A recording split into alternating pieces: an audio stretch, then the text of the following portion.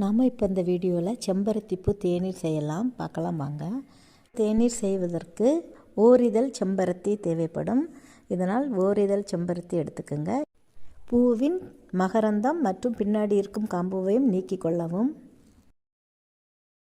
2 cup தண்ணீர் சேர்த்து தண்ணீரை கொதிக்க வச்சுக்கிங்க.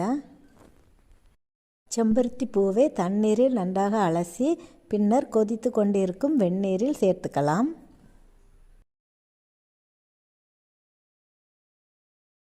பூவை சேர்த்தவுடன் அடுப்பை அணைச்சிக்கலாம்.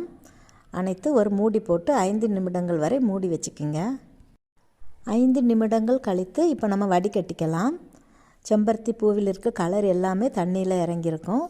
தண்ணீர் பிங்க் கலராக மாறியிருக்கும். தேன் சேர்த்துக்கலாம். தேன் சேர்த்து நன்றாக கலந்துக்குங்க. செம்பருத்தி பூ தேநீர் ரெடி. இது போல் செஞ்சு பாருங்கள், சுவையாக இருக்கும். தேங்க்ஸ் ஃபார் வாட்சிங்.